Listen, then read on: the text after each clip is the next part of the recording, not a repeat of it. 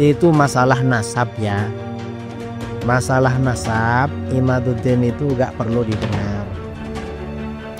Wahabi ini ada proyeknya saudara. Nasab itu ada proyeknya juga. Dana nada dari Saudi dialokasikan untuk Wahabi. Yang dari Iran itu Amerika di belakang dialokasikan ke Syiah. Termasuk sebagian dari barat ke nasab-nasab. Tujuannya memecah belah umat Islam. Karena para habaib itu nasabnya sahih. Dan yang menyebarkan Islam kepada bangsa kita ini Ba'alawi. Wali Songo itu Ba'alawi. Para ulama penyebar Islam dari dulu Ba'alawi. Para habaib Ba'alawi. Karenanya ya kita gak perlu dengar iman itu. Dan diajak debat kan gak pernah datang kan. Assalamualaikum warahmatullahi wabarakatuh. Bapak ibu abang kakak adik jamaah dimanapun berada. Man bana masjidan, siapa yang bangun masjid, manallah mislahu baitan fil jannah. Ma la yudraku kulluh, la yutraku kulluh. Kalau belum bisa bangun satu masjid utuh, 1, 2, 3 sak semen batu bata batu kerikil, insya Allah mengalir sampai hari kiamat. Bingung kemana kami mau salurkan? Jangan lagi bingung, salurkan ke Masjid Peradaban. Di nomor rekening Bank Syariah Indonesia BSI, nomornya mudah 333 000 9097 atas nama FSRMM. Konfirmasinya ke nomor berikut 0813 7733 9947. Berkah selalu. Wassalamualaikum warahmatullahi wabarakatuh.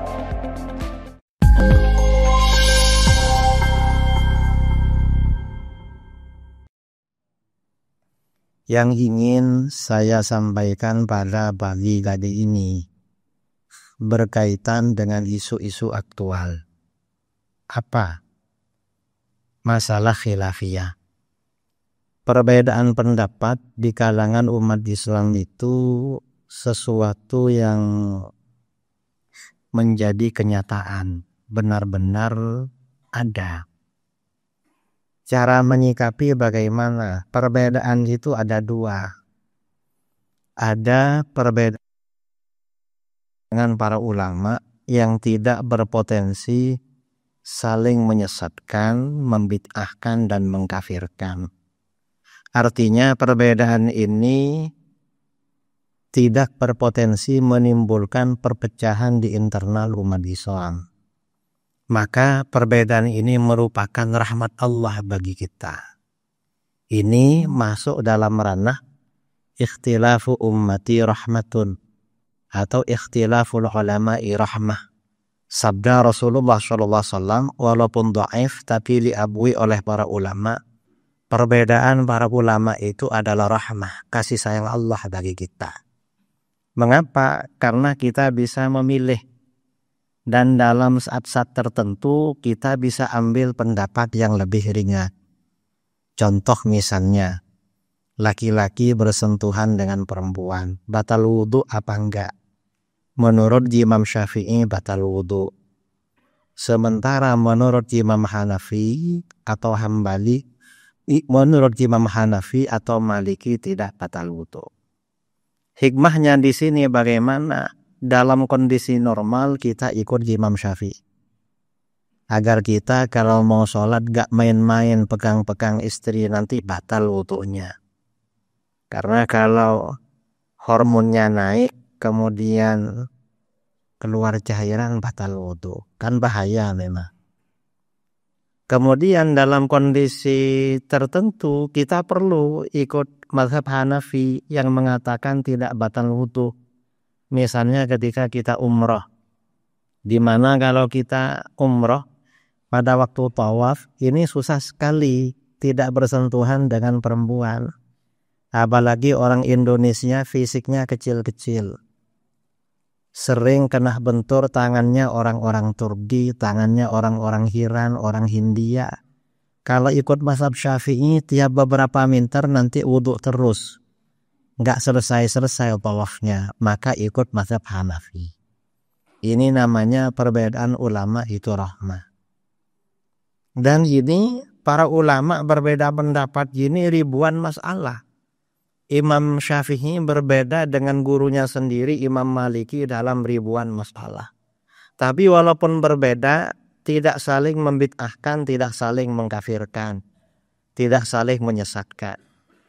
Kadang ada yang bertanya, Mengapa Imam Syafi'i ribuan kali berbeda dengan gurunya Imam Maliki? Karena ulama ahlus sunnah, ulama besar, itu melahirkan para pakar, bukan melahirkan pengikut. Yang dicetak oleh ulama-ulama besar itu para ahli. Karena muridnya ahli juga, ya berbeda pendapat kadang dengan gurunya. Bukan melahirkan para pengikut yang membepek pada gurunya. Masalahnya itu. Ini perbedaan pertama yang tidak berpotensi menimbulkan perpecahan. Yang kedua, ada perbedaan pendapat yang berpotensi menimbulkan perpecahan. Mengapa? Karena perbedaan pendapat ini menyebabkan seseorang membid'ahkan orang lain, menyesatkan orang lain, mengkafirkan orang lain. Maka ini namanya perbedaan yang tercela, yang disebut dengan furqah atau iftiraq, perpecahan. Dan ini tercela. Nah, ketika terjadi perbedaan seperti ini, maka bagaimana? Umat Islam harus mengikuti ajaran faham ahlus sunnah wal jamaah. Di ahlus sunnah ini ada perbedaan, tetapi perbedaan yang tidak menimbulkan perpecahan.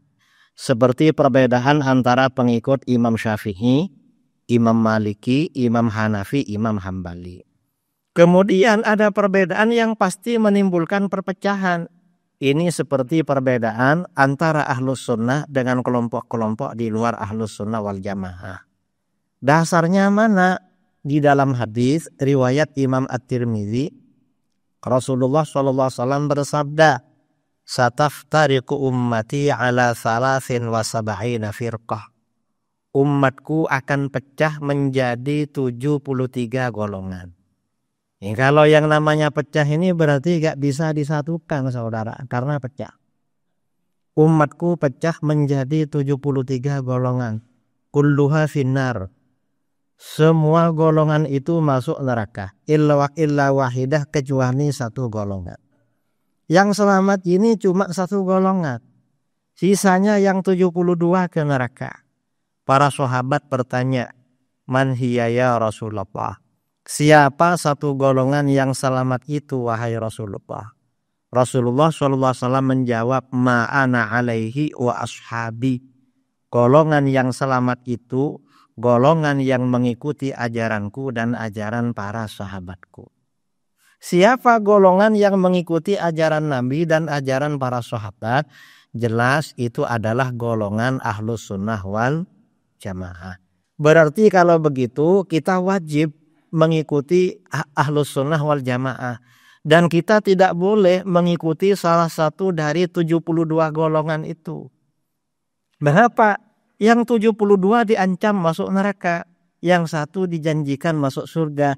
Dan kita diperintahkan oleh Allah menjaga, melindungi diri kita dan keluarga kita dari masuk neraka.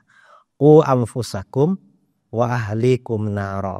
Lindungilah diri kamu dan keluarga kamu dari api neraka. Nah, dari sini berarti wajib menjelaskan mana-mana dari 72 golongan itu. Dan ini bukan menimbulkan kegaduhan, bukan. Di Indonesia ini, Islam itu pertama kali masuk dulu ahlus sunnah wal jamaah. Di dalam fikih mazhabnya Imam Syafi'i. Di dalam akidah mazhabnya Imam Asy'ari. Di dalam tasawuf mazhabnya Imam Junaid al-Baghdadi. Tarekatnya kalau orang Riau, orang Sumbar, orang Sumut, orang Aceh, orang Jambi kebanyakan tarekatnya Naqsyabandiyah Khalidiyah. Mursyidnya kalau orang Melayu siapa? Syekh Abdul Wahab Rokan ya. Kalau orang Aceh Abu Mudawali. Macam-macam. Kalau orang Indonesia bagian timur sudah ada yang Syadziliyah, kemudian ada yang Naqsyabandiyah Mulhariyah, ada yang Qadiriyah Naqsyabandiyah, ada Tijaniyah, ada macam-macam. Ini ahlus sunnah. Belakangan kira-kira 200 tahun yang lalu muncul 3 aliran di negeri kita. Pada masa-masa penjajahan. Siapa? Yang pertama Wahabi. Wahabi ini sejak awal muncul di Saudi sudah masuk ke sini.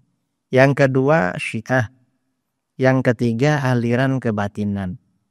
Kebatinan ini ngaku-ngaku pengikut tasawuf tapi mengajak jamaahnya meninggalkan sholat 5 waktu. Bilangnya tasawuf tapi gak sholat. Sufi tapi gak sholat, berarti suka nonton TV. Karena gak sholat kan, mestinya kan rajin sholat itu sufi ya. Nah, cuma yang paling marak di negeri kita, terutama di Riau, di Pekanbaru itu Wahabi. Kalau Syiah itu hampir gak dengar. Saya 5 tahun bolak-balik, kadang tiap bulan, tiap 2 bulan, 3 bulan ke Pekanbaru gak pernah ketemu Syiah. Dulu pernah ketemu HTI, Hizbut Tahrir awal-awal. Tapi lama-lama karena guru-guru kita, Ustadz Abdul Somad, Buya Zulhendri Rais, Ustadz Alnof, dan lain-lain gencar menjelaskan tentang HTI. Sekarang mereka banyak kembali ke dalam Ahlus Sunnah wal Jamaah. Nah, yang Wahabi ini enggak balik-balik. Cuma ada sebagian ya yang sadar itu. Tapi enggak, malah bangunannya tambah gede, tambah besar itu. Ini Wahabi. Pertanyaannya, apakah Wahabi ini aliran benar atau aliran sesat? Ahlus Sunnah wal Jamaah jelas menganggap Wahabi ini aliran sesat, aliran Salafi. Dasarnya apa? Banyak dasarnya. Misalnya hadis riwayat Ibnu Hibban, hadis sahih dari Sayyidina Hudzaifah bin Al-Yaman radhiyallahu an. Rasulullah sallallahu alaihi wasallam bersabda, "Innama atakhawwafu alaikum rajulun qara'al Qur'an." Sesungguhnya sesuatu yang aku khawatirkan pada kalian adalah seorang laki-laki yang pandai baca Quran. Baca Quran itu bagus, dianjurkan. Bahkan sabda Rasulullah SAW, afdalu ibadati ummati qiraatul Quran. Ibadah umatku yang paling utama, paling bagus adalah baca Quran. Tapi di sini ada orang pandai baca Quran, Rasulullah kok khawatir. Rasulullah kok awas, berarti ini bermasalah. Bukan Qurannya yang bermasalah, tapi orangnya. Ada orang pandai baca Quran. Rasulullah khawatir dengan orang ini. Mengapa? Hatta idza ru'iyat bahjatuhu alaihi, hingga ketika orang ini kelihatan indah karena Al-Quran. Kok indah karena Al-Quran? Mungkin dia hafal Quran, suaranya merdu, enak. Kalau menjadi imam jamaahnya Masya Allah, suaranya merdu. Wasara rid'an lil Islam, orang ini juga menjadi penolong Islam. Kok penolong Islam?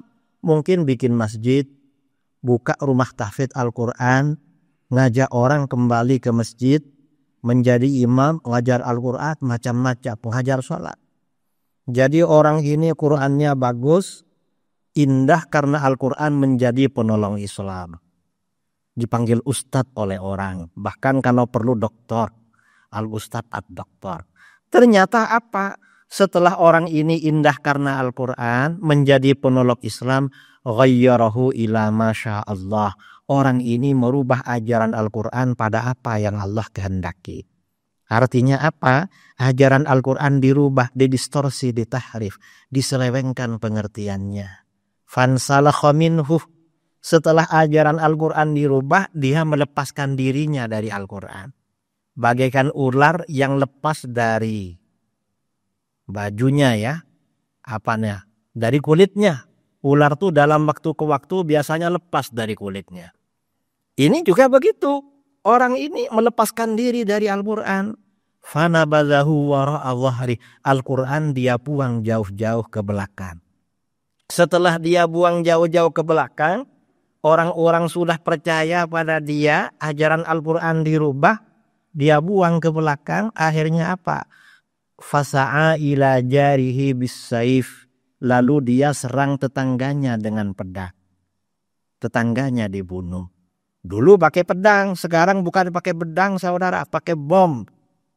Sekarang ini pakai pistol seperti orang ISIS di Syria dan di Irak. Itu kan Wahabi itu. Mengapa tetangganya dibunuhnya?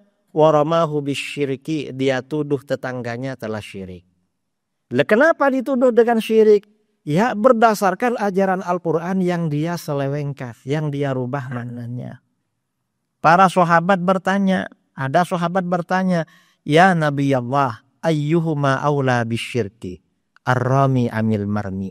Hai Nabi Allah, siapa dari keduanya yang lebih berhak dianggap syirik? Yang menuduh syirik atau yang dituduh syirik? Rasulullah menjawab balir rami. Justru yang menuduh syirik yang lebih berhak dianggap syirik. Nah, saudara-saudara, di akhir zaman ini tandanya aliran sesat itu pimpinannya tidak harus pakai tato, gak pakai anting-anting, gak pakai kalung. Bahkan kadang-kadang pimpinannya ini penampilannya sebagai ustadz, hafal Quran, suaranya merdu, mendirikan madrasah, mendirikan pondok, ya macam-macam. Tapi ajaran Al-Quran dirubah. Dirubah bagaimana? Yang tidak syirik dia syirikkan. Yang tidak kafir dia kafirkan. Yang tidak bid'ah dia bid'ahkan. Yang tidak haram dia haramkan. Yang tidak wajib dia wajibkan. Pokoknya dirubah-rubah, diacak-acak hukum agama. Ini siapa yang cocok dengan seperti ini? Wahabi. Beberapa bulan yang lalu saya undangan di Bima, Nusa Tenggara Barat. Sebelum berceramah, ustadznya bagi ceramah, kiainya Buya di situ yang punya pondok ceramah. Kiai, kami ini pondok Ahlus Sunnah wal Jamaah. Tiap malam Jumat mengadain maulid. Karena kami aswaja, tetangga sebelah anti maulid. Alhamdulillah tiap malam Jumat kami dapat hadiah kiriman batu bata melayang dari sebelah. Saya tanya, masih ada batu batanya? Alhamdulillah kami simpan sebagai kenangan. Habis itu saya ceramah. Saya sampaikan, beruntung tetangga saudara cuma punya batu bata. Coba tetangga saudara punya bom, kira-kira dihadiahkan enggak ke sini? Karena mereka mengkafirkan orang. Wahabi ini mengkafirkan orang, merubah ajaran Al-Quran. Apa yang dikafirkan? Orang yang bertawassul, bertabarruk, beristighatsah. Kalau Ahlus Sunnah, mayoritas umat Islam bertawassul, bertabarruk, beristighatsah. Mengapa? Alasannya simpel, perintah Al-Quran. Ya ayyuhalladzina amanu taqullah wabtaghu ilaihil wasilah. Hai orang-orang yang beriman, bertakwalah kamu kepada Allah dan carilah wasilah menuju Allah. Wasilah itu artinya perantara. Jadi kita diperintahkan berperantara, berwasilah. Perintah Al-Quran.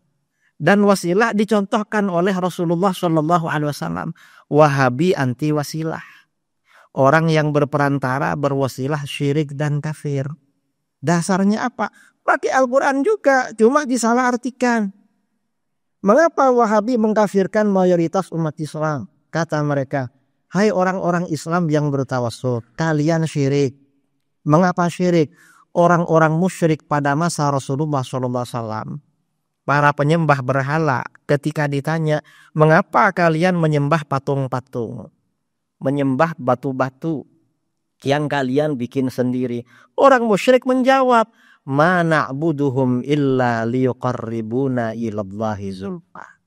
Kami tidak menyembah berhala-berhala itu, melainkan agar berhala-berhala itu mendekatkan kami kepada Allah sedekat-dekatnya. Nah, orang musyrik menyembah berhala untuk mendekatkan diri pada Allah. Makanya mereka kafir. Berarti sama dengan kalian. Bertawassul, berperantara dengan Nabi dan Wali untuk mendekatkan diri kepada Allah. Orang musyrik kafir, kalian kafir juga. Nah, ini berarti si Wahabi ini merubah Al-Quran. Mengapa merubah Al-Quran? Karena orang musyrik itu memang menyembah pada berhala. Beribadah pada berhala. Makanya Al-Quran menggunakan diksi, menggunakan narasi. Ma na'buduhum illa liyuqarribuna. Kami tidak beribadah kepada berhala kecuali agar berhala itu mendekatkan kami kepada Allah. Artinya orang musyrik itu memang beribadah kepada berhala. Adapun orang Islam kepada para nabi dan para wali tidak beribadah, tetapi berwasilah, menyembahnya, doanya kepada Allah. Ini contoh doa wasilah ya, tawassul. yang diajarkan oleh baginda Rasulullah SAW. Suatu ketika Rasulullah SAW mengajar di rumah salah seorang sahabat. Tiba-tiba seorang laki-laki tunanetra datang. Laki-laki buta. Lalu dia minta, "Ya Rasulullah, ud'u Allah ayyakshifa basari." Hai Rasulullah, doakan pada Allah agar menyembuhkan aku dari kebutaan ini. Saya ingin sembuh dari buta Rasulullah. Lalu Rasulullah jawabannya memberi opsi. In syi'ta sabarta fahuwa khairun lak, kata Rasulullah. Kalau kamu mau, kamu yang sabar aja biar tetap buta. Itu lebih baik bagi kamu. Karena kamu gak lihat maksiat dan kamu dapat pahala terus. Masuk surga kamu. Tapi wa in syi'ta da'autu. Tapi opsi kedua, kalau kamu mau tak doakan. Ternyata kata laki-laki itu, fada'uhu ya Rasulullah. Doakan aja Rasulullah. Saya ingin lihat. Biar kalau ke masjid gak perlu orang yang ngantar, jalan sendiri. Ternyata apa? Ternyata Rasulullah ngasih amalan pada dia. Kata Rasulullah, itil midha'ah. Kamu datangi tempat wudu. Fa'ahsinil wudu. Lalu kamu kerjakan wudu dengan baik, dengan sempurna. Famaktil masjid. Lalu kamu pergi ke masjid. Fasolli rak'atain. Lalu di masjid kamu sholat hajat 2 rakaat. Kemudian summakul, setelah sholat hajat kamu baca doa ini. Katakan doa ini. Allahumma inni as'aluka. Ya Allah, sesungguhnya aku memohon kepadamu. Nah, dari tadi ini rangkaiannya akan beribadah kepada Allah. Berwudu ibadah pada Allah. Sholat ibadah pada Allah. Lalu berdoa kepada Allah. Lalu bertawassul, wa atawajjahu ilaika, dan aku bertawassul kepadamu. Aku berperantara kepadamu binabiyyika Muhammadin, dengan nabimu Nabi Muhammad sallallahu alaihi wasallam, Nabiyyir rahmah, nabi pembawa rahmat. Setelah itu beristighatsah, menyeru Rasulullah. Menyeru ini konteksnya juga berperantara, berwasilah. Ya Muhammad, wahai Muhammad. Ya Nabi ya rahmah, wahai Nabi pembawa rahmat. Inni tawajjahtu bika ila Rabbi. Sesungguhnya aku bertawassul, aku berperantara denganmu kepada Tuhanku. Fi hajati hadhihi, mengenai hajatku ini, ingin sembuh dari buta. Lituqdali, agar dikabulkan oleh Allah untukku. Allahumma fasyaffi'hu fiyya. Ya Allah, terimalah syafaat nabiku untuk diriku. Wa syafiqni fi nafsi, dan terimalah doaku untuk diriku sendiri. Laki-laki ini mengamalkan doa yang diajarkan oleh Nabi, sholat hajat dan doa yang diajarkan oleh Nabi. Kata rawi hadis tadi, Sayyidina Utsman bin Hunayf radhiyallahu an, gak lama kemudian laki-laki itu pun datang ke tempat Nabi mengajar, wa qad absar, sudah benar-benar sembuh dari buta. Nah, ini artinya apa? Tawassul itu tidak syirik. Istighatsah tidak syirik. Mengapa? Karena itu bagian wasilah, berperantara yang diperintahkan Al-Quran dan diajarkan oleh baginda Rasulullah SAW. Wahabi mensyirikkan karena pakai ayat Al-Quran yang salah tempat. Wahabi itu kalau berdalil sering salah tempat, saudara. Itu Wahabi. Makanya ini perlu diingatkan. Dalil ini sahih, hadisnya sahih. Karena hadisnya sahih, oleh Wahabi dirubah. Gimana kata Wahabi? Wahabi ngarang. Kata Wahabi, doa ini boleh dibaca ketika Nabi masih hidup. Terus, kalau Nabi sudah wafat gak boleh dibaca. Mengapa gak boleh? Karena syirik. Kita tanya sama Wahabi, yang bilang begitu siapa? Nabi apa Wahabi? Nabi gak pernah bilang begitu. Awas ya, kalau saya sudah meninggal jangan dibaca doa ini lagi karena syirik. Nabi gak pernah cakap begitu. Yang cakap begitu Wahabi. Berarti Wahabi memang suka merubah ajaran agama. Al-Quran dirubahnya, hadis dirubahnya juga. Dan doa ini tetap berlaku sampai akhir zaman. Karenanya Rasulullah wafat, para sahabat mengajarkan hadis ini kepada muridnya. Sahabat wafat, muridnya mengajarkan lagi kepada muridnya. Gurunya wafat, diajarkan lagi kepada muridnya. Sampai hadis ini ada di dalam berbagai kitab-kitab hadis. Lalu diajarkan oleh guru-guru kita kepada kita. Ini tawassul. Biasanya di kitab-kitab hadis, hadis ini biasanya dibaca oleh orang yang sakit keras. Atau dibaca oleh orang yang mengajukan proposal kepada pemerintah. Atau dibaca oleh orang yang mencari kerja. Atau dibaca oleh orang yang punya hajat berat. Saya pernah nyoba ya. Istri saya waktu mau melahirkan berat. Kata dokter, kata bidannya yang jaga di puskesmas dulu sekitar jam 2 malam. Gimana Bu? Masih lama Pak? Ini masih buka 2. Carikan teh hangat aja. Biar ibunya agak kedinginan. Akhirnya saya ke musola, lalu sholat. Habis sholat saya baca doa ini, doa yang lain. Habis itu saya masuk lagi ke ruang, gimana? Masih lama Pak? Kata susternya, carilah teh. Begitu saya keluar, ternyata istri teriak sudah keluar. Bidannya gak tahu kalau keluar itu. Bayinya sudah nangis, cepat nih mah. Nah, doa ini ada cerita. Tahun 2014 saya diundang kerajaan Malaysia. Ada orang pesertanya, para imam masjid, para ulama, para mufti, 50 orang. Di tengah pulau diantarkan kapal. Sampai di pulau kecil itu kapal pergi biar gak pulang 3 hari.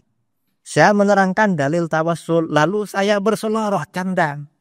Saudara-saudara, terutama bapak-bapak, kalau ingin tahu doa ini bisa juga loh dibaca untuk kawin laki. Saya bilang begitu.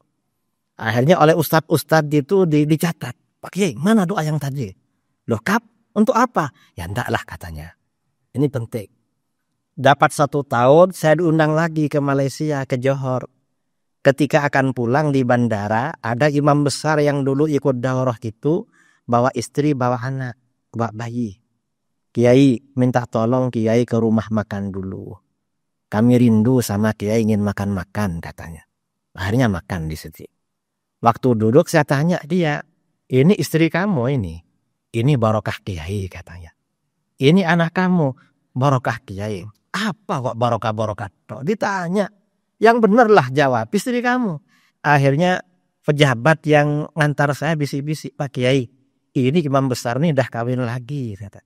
Ini punya anak. Kamu kawin lagi? Iya Pak Kiai. Kok kawin lagi? Loh sama Kiai dikasih amalan kata. Saya baca langsung dapat kata.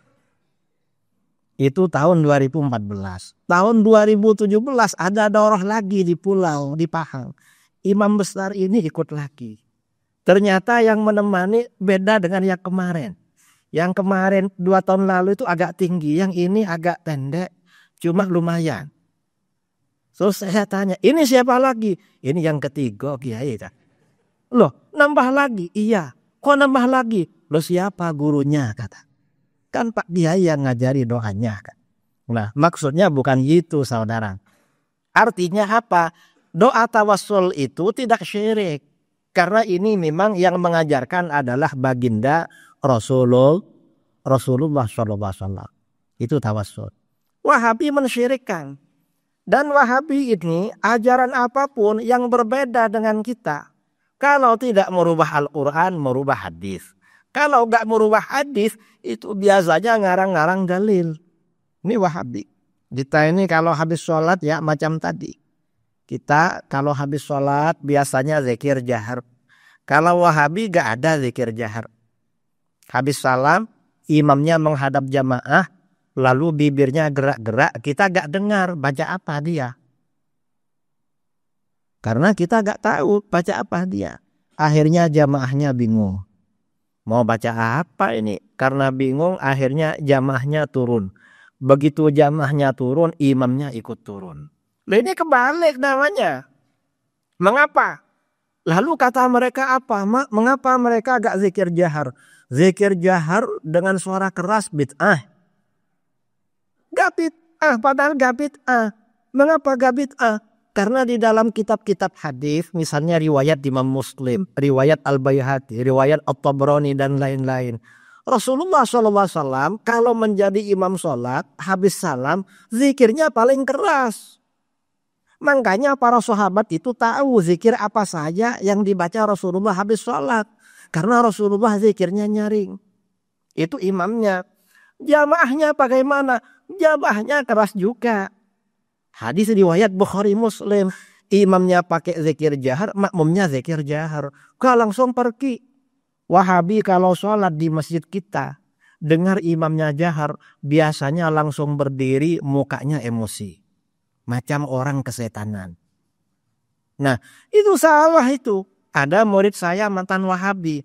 Saya tanya dia, kamu dulu waktu Wahabi, kalau bermakmum imamnya zikir jahar, kamu pergi? Iya Kiai katanya. Kenapa pergi? Kata Ustadz kami itu bentuk dari hajar. Hajar itu perlawanan atau protes pada kemungkaran. Loh, masa habis sholat protes? Mestinya habis sholat itu fa idza faragta fansab wa ila rabbika farghab. Kalau sudah selesai kamu bangkit dan mohon kepada Allah. Kan disuruh berdoa itu. Sebentar ya, ntar lagi. Jadi isyraq ini agak mundur-mundur gak apa-apa lah. Yang penting ngajinya agak lama dikit. 10 menit lagi. Nah, akhirnya apa? Itu Wahabi. Sebenarnya yang benar gak begitu. Yang benar itu makmum itu meninggalkan tempat sholat berjamaah ketika imamnya beranjak berdiri. Karena di dalam hadis riwayat Imam Bukhari dari Ummu Salamah, kata Ummu Salamah, fa idza qama Rasulullah sallallahu alaihi wasallam qamar rijal. Kalau Rasulullah berdiri dari tempat sholat, jamaah di belakangnya baru berdiri. Bukan imamnya ditinggal duluan. Kalau imamnya ditinggal duluan, selain gak sopan, kasihan juga. Imamnya zuhur sendirian, makmumnya 3 orang Wahabi semua. Lalu imamnya zikir jahar. Begitu menoleh ternyata gak ada orang. Gimana itu? Sudah meninggalkan sunnah, tega lagi sama imamnya. Dan ini namanya meninggalkan sunnah. Karena memang makmum itu yang sunnah meninggalkan tempat sholat bersama imam. Makanya Imam Bukhari ketika meriwayatkan hadis ini menulis babun tidharin nas qiyamal imam al-alim. Bab ini menjelaskan bahwa jamaah itu menunggu imam dulu mau berdiri. Imamnya berdiri baru jamaahnya berdiri. Jangan berdiri duluan. Kalau Wahabi dibolak-balik saudara. Pergi duluan. Malah makmumnya pergi, imamnya ikut. Loh kok imam ikut makmum itu? Mestinya makmum ikut imam. Ini juga contoh ya. Wahabi ini habis sholat diajak salaman gak mau. Ya di Bogor orang-orang curhat. Ada Wahabi kiai diajak salaman habis sholat dipukulnya tangan kita. Ada juga diajak sholat malah tersinggung dia. Sebenarnya yang benar gimana? Loh cuma diajak salaman. Ya maulah jangan mahal-mahal. Wah Rasulullah habis sholat diajak salaman mau. Dan itu hadisnya sahih riwayat Imam Bukhari. Abu Juhaifah berkata dalam Sahih Bukhari radhiyallahu an, kharaja Rasulullah sallallahu alaihi wasallam bil hajirah ilal Batha. Rasulullah keluar pada waktu cuaca panas sekali ke daerah Batha, mungkin musim haji. Fatawadda'a, lalu Rasulullah berwudu. Selesai berwudu Rasulullah menjadi imam. Thumma shalla zuhra rak'atain wal asr rak'atain.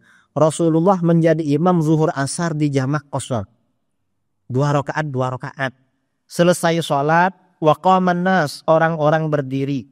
Setelah mereka berdiri selesai sholat, faja'alu ya'khudhuna yadayhi. Lalu orang-orang itu mengambil kedua tangan Nabi. Apa mengambil kedua tangan itu? Kan bersalaman kan, dan itu habis sholat. Apakah Rasulullah menolak? Enggak menolak. Yuqabbilunaha, mereka mencium tangan Nabi. Karena Rasulullah ini orang mulia, dicium tangannya. Kata Abu Juhaifah, rawi hadis ini, fa akhadhtu biyadihi, aku ambil tangan beliau, fa wadaqtuha ala wajhi, aku letakkan tangan beliau pada wajahku, dicium. Fa idza hiya abradu minas salji, ternyata tangan baginda lebih sejuk daripada salju. Padahal cuaca panas. Dalam cuaca panas, fisik Rasulullah mengalirkan energi sejuk. Wa adyabu raihatan minal miski, dan tangan beliau lebih harum aromanya daripada parfum kasturi. Makanya kalau mau ke masjid pakai parfum. Kalau bersalaman dengan orang dapat parfum kawannya. Jangan kayak Wahabi, gak pakai parfum, akhirnya gak mau diajak salaman karena takut bau tangannya. Nah, artinya apa? Wahabi ini bahaya, saudara. Ajarannya memang berbeda dengan Ahlus Sunnah. Dan ini jangan dibilang khilafiyah, jangan. Khilafiyah itu perbedaan antara mazhab Ahlus Sunnah. Kalau perbedaan antara Ahlus Sunnah dengan Wahabi itu namanya furqah, perpecahan. Kita nggak boleh ikut kelompok-kelompok yang mengajak pada perpecahan. Harus mengikuti kelompok Ahlus Sunnah wal Jamaah. Nah, masalah-masalah lain di mana Wahabi itu berbeda dengan kita, itu mereka biasanya kalau gak merubah ajaran Al-Quran, merubah hadis Nabi, atau ngarang-ngarang dalil, salah menempatkan dalil. Jangan dikira setiap orang berdalil dengan Al-Quran pasti benar, enggak. Kadang-kadang yang berdalil dengan Al-Quran itu aliran sesat. Mengapa? Al-Quran menjelaskan, yudhillu bihi katsira wa yahdi bihi katsira.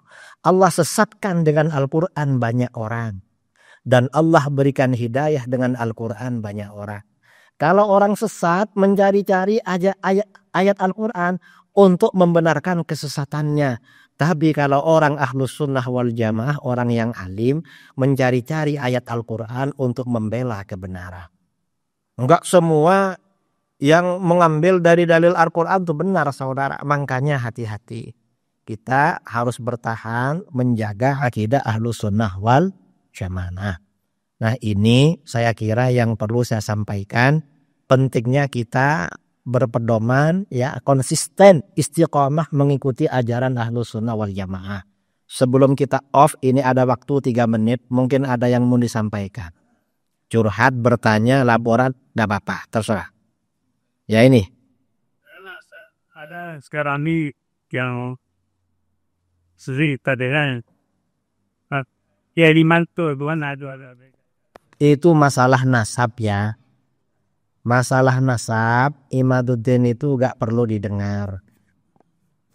Wahabi ini ada proyeknya, saudara. Nasab itu ada proyeknya juga.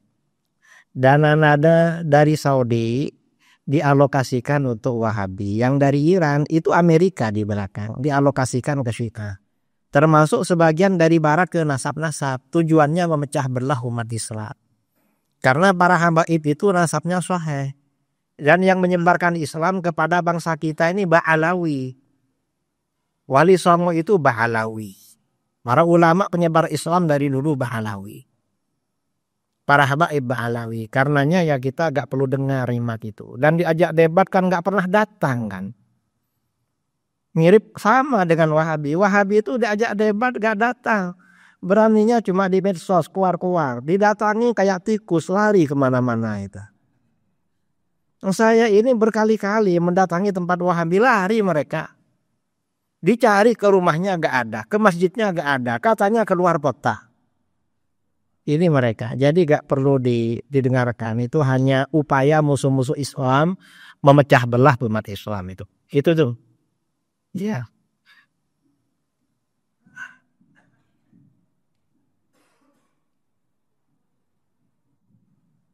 Assalamualaikum warahmatullahi wabarakatuh.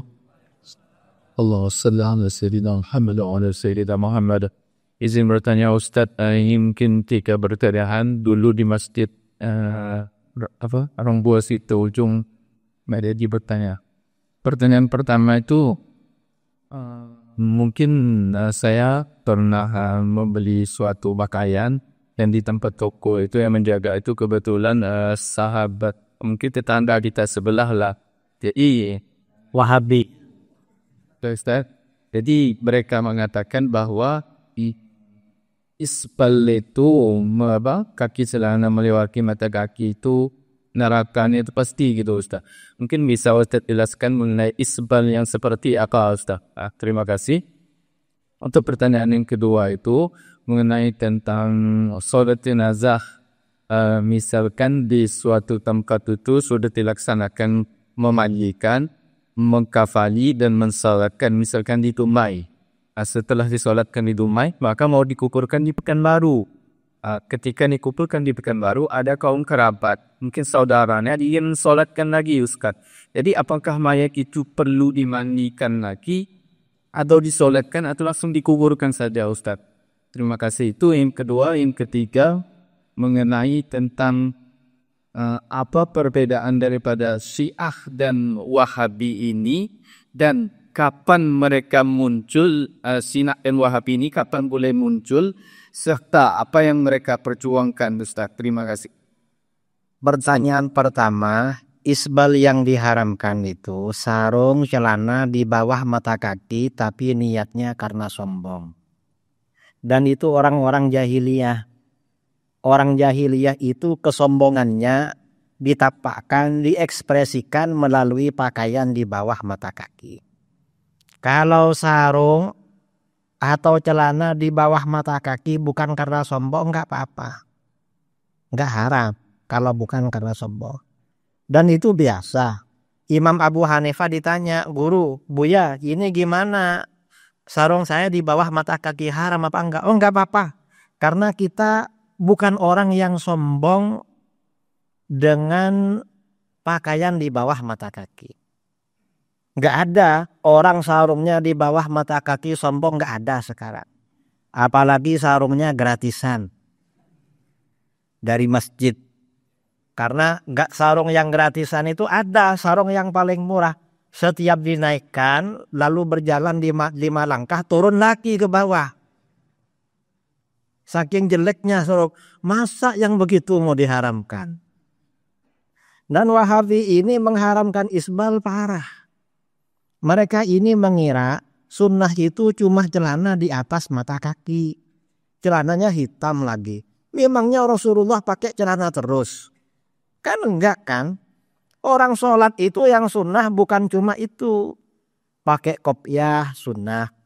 Pakai imamah surban begini sunnah.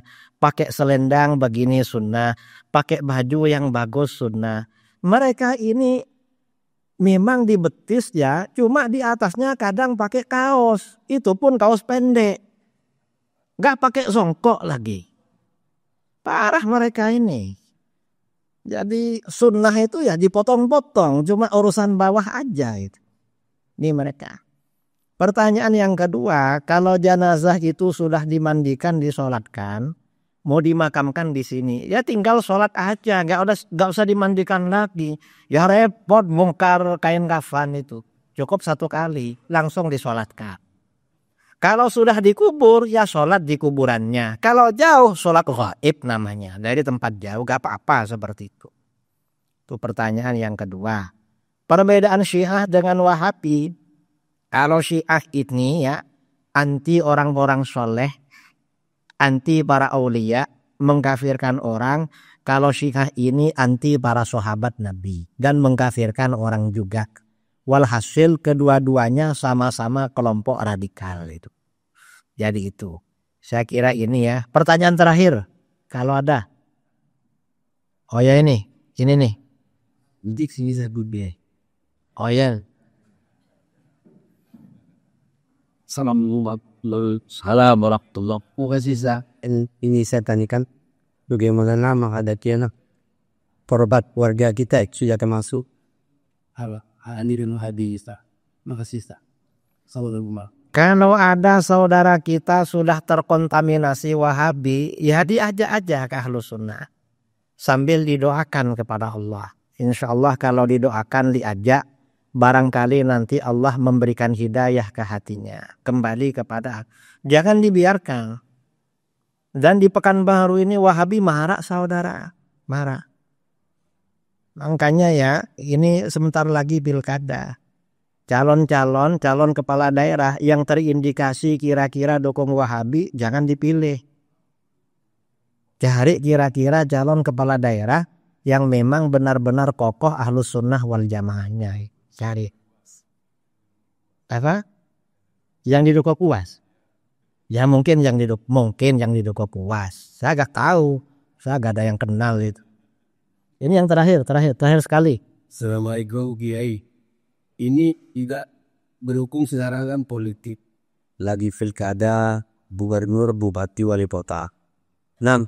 Yang saya lihat semua calon-calon ini lagi hobi masuk gereja. Masuk gereja, ikut bernyanyi dan didoakan, ikut pula mengaminkan. Nah, bagaimana hukumnya ini pakai? Mohon penjelasan. Assalamualaikum. Kalau kita bicara hukum lah. Entah ada apa enggak, mungkin di Manado, di daerah yang banyak Kristen ya. Di Manado, di Jayapura, di Ambon, di Batak mungkin itu. Ya mungkin di Pekanbaru ada juga mungkin. Karena cari dukungan misalnya. Nah, kalau masuk ke gereja itu ya, sebagian ulama ada yang mengatakan makruh. Sebagian ada yang mengatakan haram kalau di situ ada patung, ada berhala. Kalau gak ada berhala gak apa-apa. Yang kedua, kalau masuk gereja itu ikut acara misa, jelas hukumnya haram itu. Dan bisa-bisa murtad. Na'udzubillah min dzalik itu. Jadi gak boleh ya, jangan sembarangan masuk ke tempat mereka. Boleh masuk ke gereja kalau tujuannya berdakwah. Sampai di gereja, mari saudara kembali kepada ajaran yang benar, yaitu ajaran Islam. Tapi gak boleh duduk di situ, gak boleh ngopi-ngopi, habis ceramah langsung pergi. Karena saya pernah ditanya, Kiai gimana hukumnya sebagian ustadz yang dakwah ke kafe-kafe? Gak apa-apa. Cuma syaratnya begitu masuk kafe, dia harus jaga pandangan. Jangan lihat hal-hal indah yang terbuka. Aurat-aurat yang terbuka gak boleh dilihat. Yang kedua, dia gak boleh duduk sebelum ceramah dan setelah ceramah gak boleh duduk. Harus langsung pergi. Ketiga, dia memang tidak tergoda dengan mereka. Gak apa-apa seperti itu. Jadi memang kadang-kadang ya karena mencari suara sampai mengorbankan agama. Na'udzubillah min dzalik. Jadi memang perlu jaga-jaga. Karena waktu sudah habis ya. Ada yang berangkat mau kerja, mari kita baca doa bersama. Bismillahirrahmanirrahim. Alhamdulillahirabbil alamin hamdan yuwafi ni'amahu wa mazidah. Allahumma shalli ala sayyidina Muhammadin sholatan tunjina biha min jami'il ahwali wal afat wa taqdi lana biha jami'al hajat wa tutahhiruna biha min jami'is sayyi'at wa tarfa'una biha indaka a'la darajat wa tuballighuna biha husul ghayat min jami'il khairati fil hayat wa ba'dal mamat ala alihi wa sahbihi wa sallim.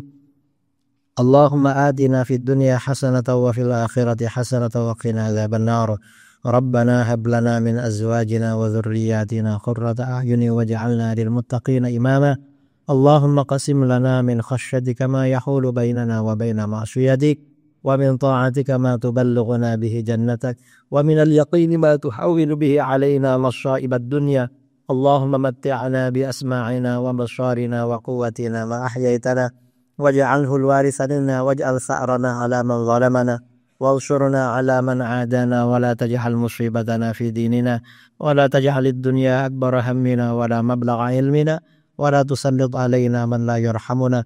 اللهم اغفر لنا ذنوبنا ولوالدينا ومشايخنا وذوي الحقوق علينا ولجميع المؤمنين والمؤمنات والمسلمين والمسلمات الأحياء منهم والأموات. وصلى الله على خير خلقه سيدنا محمد النبي الأمي وعلى آله وصحبه وبارك وسلم تسليما كثيرا. سبحان ربك رب العزة عما يصفون وسلام على المرسلين والحمد لله رب العالمين. تقبل الله منكم. السلام عليكم ورحمة الله وبركاته.